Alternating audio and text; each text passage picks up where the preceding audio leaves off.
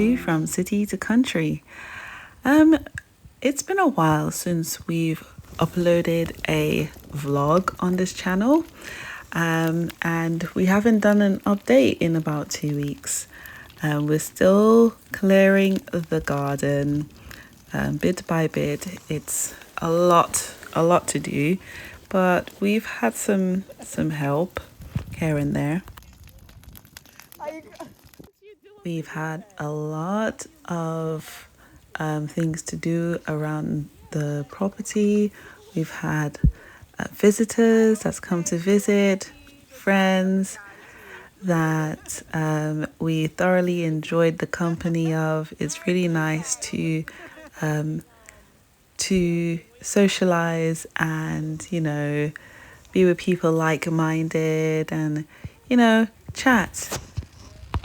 There's a lot that the recent pandemic has taken away from a lot of people, and that's the opportunity to be able to meet up with friends and family.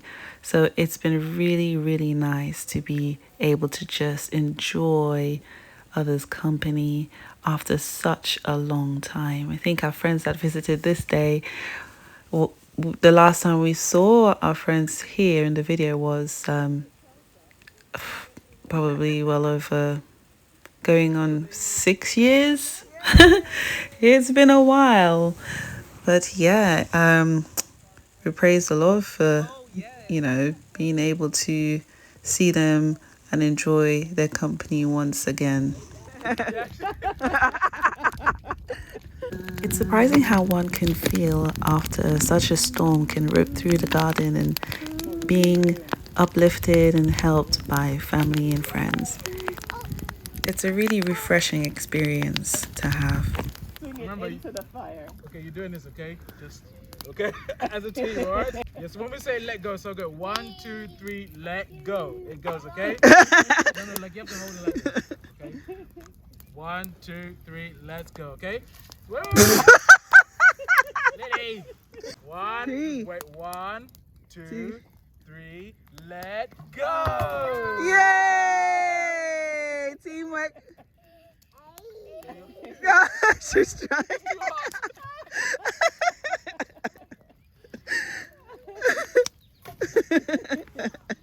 Too hot. Good job.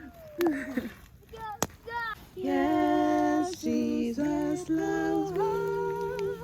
Yes, Jesus loves me. Yes, Jesus loves me. The Bible tells me so. Jesus tells me he who died, heaven's gates to open wide. He will wash away my sin.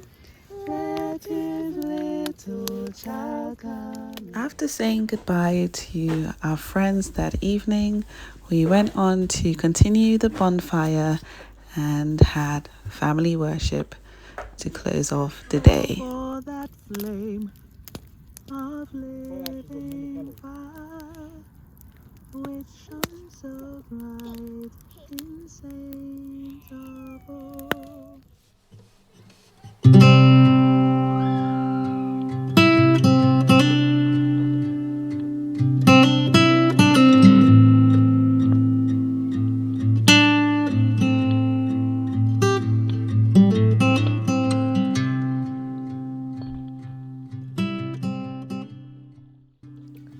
It's officially spring, and we have to mow the lawn and get ahead of the weeds that's beginning to grow back, getting ready for the new growing season.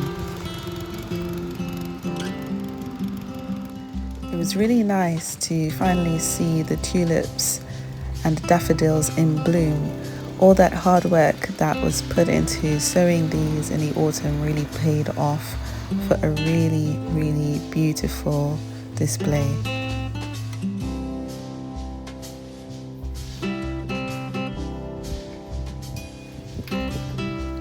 The kids really enjoyed playing amongst the flowers and picking the flowers. Every time we come outside, they'll be in this little flower patch here in front of the house. And it's really pleasant, especially on a really warm, sunny days like these.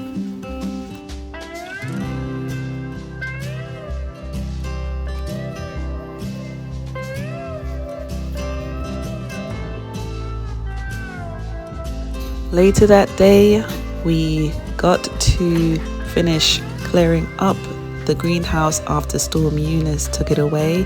We took the remaining bits of it to the recycling center where we said our final goodbyes. Goodbye, greenhouse. Just getting ready to pot up some sweet potato slips into this pot. And I'll just show you guys how I do it.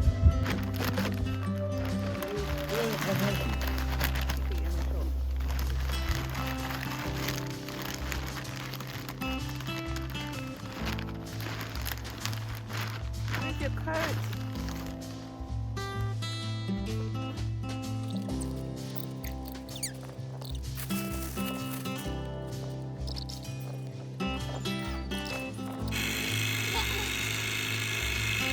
Now we've got some of the violet variety sweet potatoes. It looks like one of them has given up. Yeah, gonna put these in as I heard that the violet ones like a longer season to grow. So I'm gonna try it 2 months earlier this year. Right, I'm going to attempt to do this with one hand. So I'm going to pick the best looking sweet potato slips from in here. I think I want to put just one slip in this pot and see how it goes.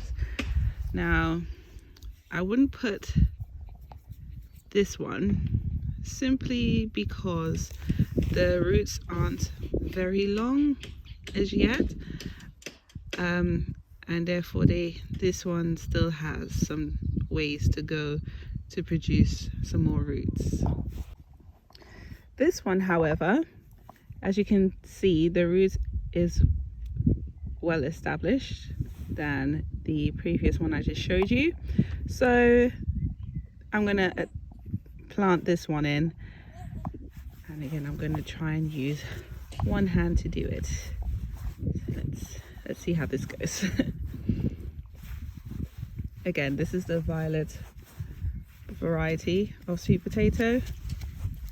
I think this one is Erato Violet. Yeah, Erato Violet. And these slips were grown from the tubers that we grew in our garden last year.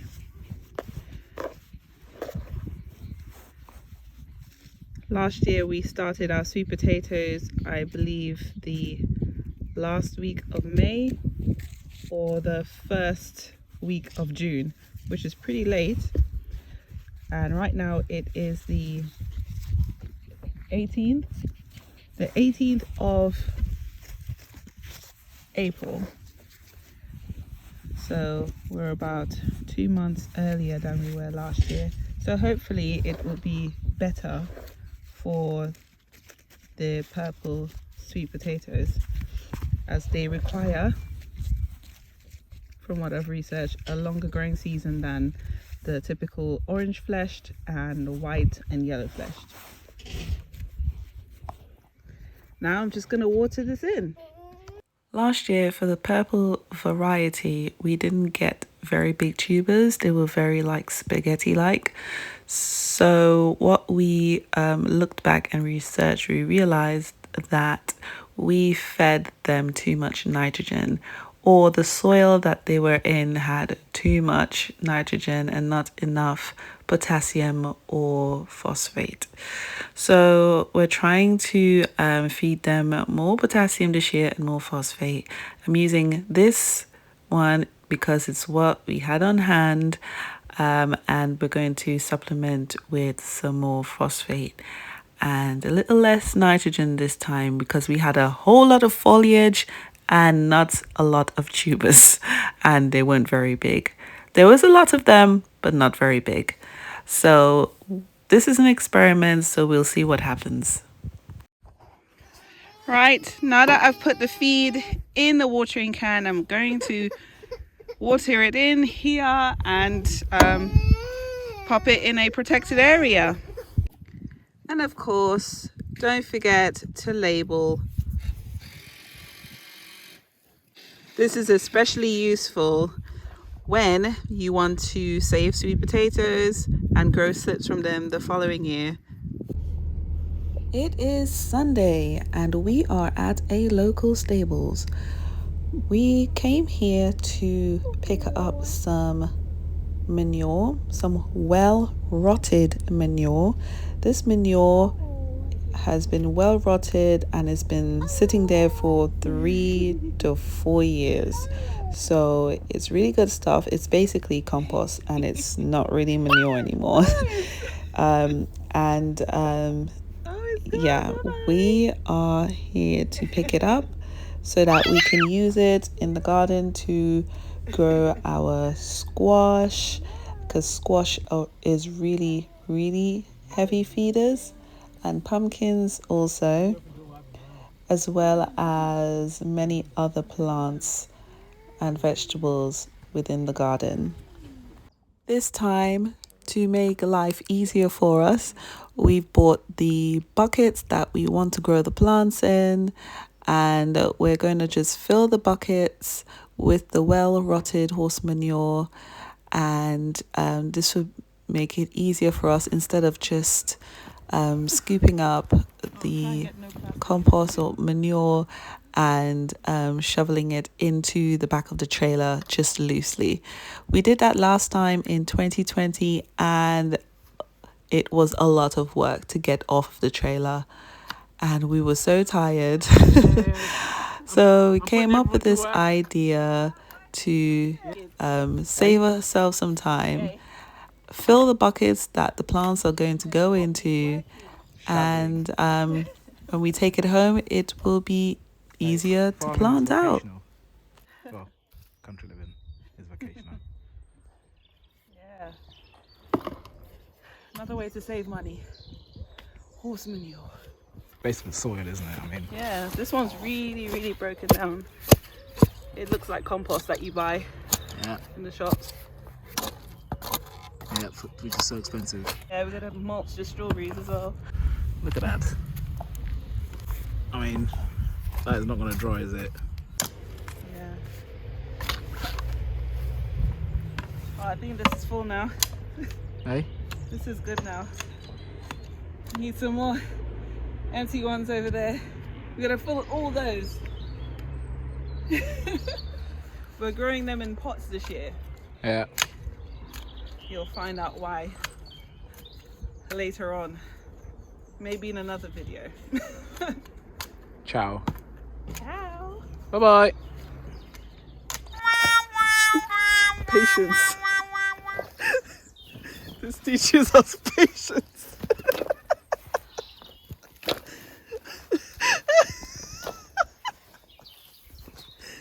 Okay. Guys, I'm not laughing at him.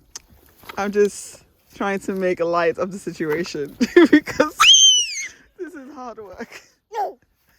Only for it to fall over and scoop it back up. Patience.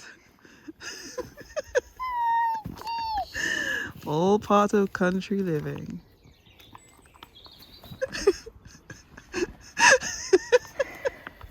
Hey.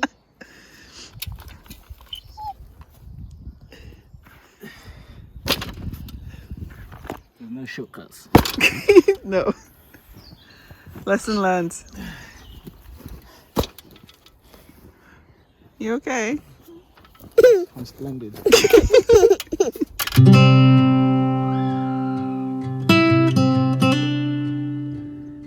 So we're back now.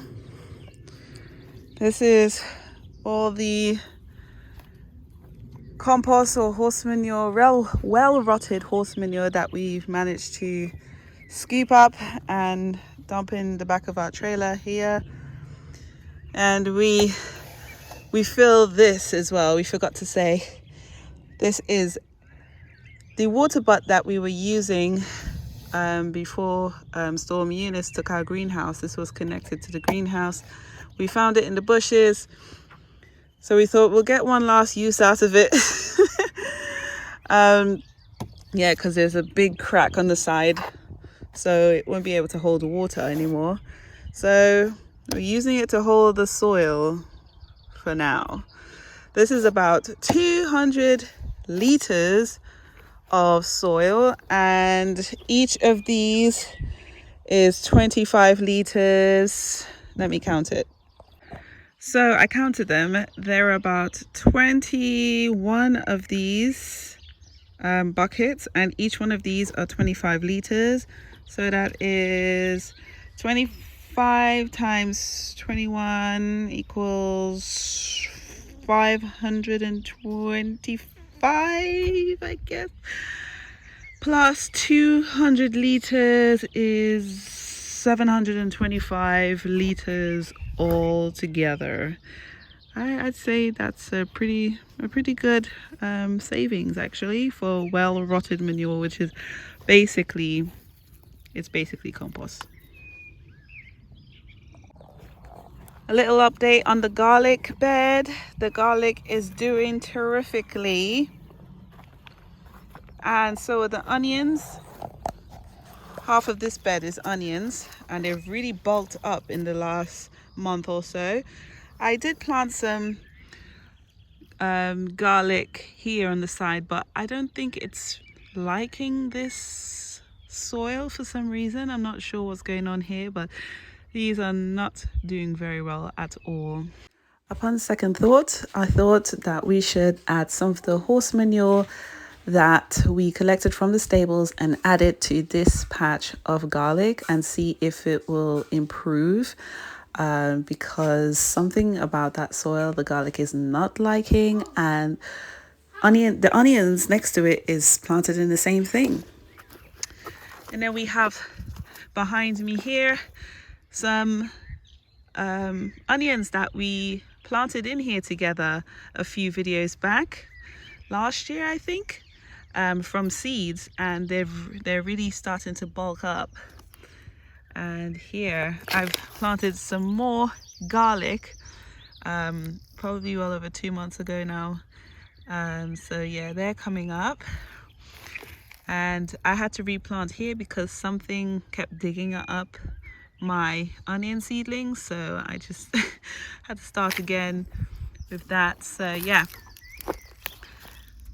I'm pretty happy with that so far. We've got this bed as well. We've got spinach still growing here. We have the spring onions that we sowed last year. It's going to seed now.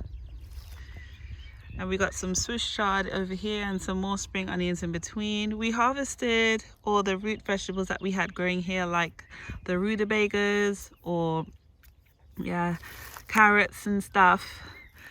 We also have some young carrot seedlings coming up here, which is fantastic.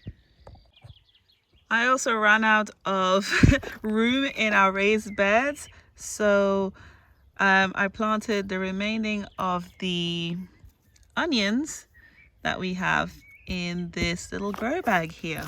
I've not grown onions in a grow bag before, so this is the first time, and I thought, you know what, why not try it? So this is a little experiment. Yeah. So I've just sown some black crim tomatoes that I saved last year from the garden. One of the tomatoes that I was able to harvest before we got hit with blight and lost pretty much all of our tomato plants. But here are some tomato plants here at the front that the 28th of January is when I sown this. The 28th of January is when I sowed this, and I sown it along with aubergines. This variety is Rosa Bianca. I've not tried this variety before, so we're gonna try that this year. It's supposed to be an early fruiting variety, but these are some cherry tomatoes. Just 6 plants is not going to be enough for our family, simply because we eat a lot of tomatoes. We eat a lot of tomato sauce. We eat a lot of we eat a lot of tomato sauce. You gonna play with this one? I have the baby here with me, and Jeremiah is asleep. She just woke up. We eat a lot of tomato sauce, so we want to grow as many tomato plants as we possibly can. We like to preserve the tomatoes, and because we have a dryer now, we want to be able to dry the tomatoes and see how that goes. That's another way of preserving, and it's not as tedious as canning, which is what we did. We still have canned tomatoes from our 2020 garden. That was our first ever garden and the first ever time that I've canned tomatoes in my entire life. I bought myself a book on how to can, and I was just following the instructions on there.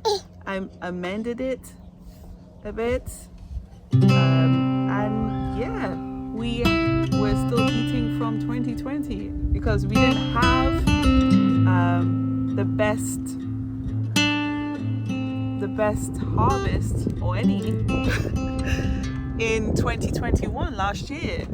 And because we decided to grow so much tomatoes the first year and we preserved it, we are still able to eat tomatoes from the garden in 2022. Let me just give you a close-up of the tomato seeds in the cell. I sowed them one per cell, and I'm just going to cover them up, not with a lot of compost. When you're sowing seeds, you want to bury them as deep as is the size of the actual seed that you're sowing. So the tomato seed is actually very small, so you won't put a lot of soil on top of that. And that's how I do it, and I've had success so far. Before you start sowing any seeds, you want to make sure that the soil is moist, not swimming in water, but moist enough for the seed not to drown. Then you sow the seeds. The reason why you don't sow the seeds and then water it is because you risk watering the seeds out of the cell. Yeah, it might splash out when you're watering it. So that is my tip for sowing seeds, not just tomato seeds, but any seeds, if I'm honest. So we're gonna sow some seeds together. This is one of the varieties that I'm sowing, along with this one, and some seeds that I saved from last year. This was my favorite last year, so I'm going to sow that again this year. I think I'll do that one first.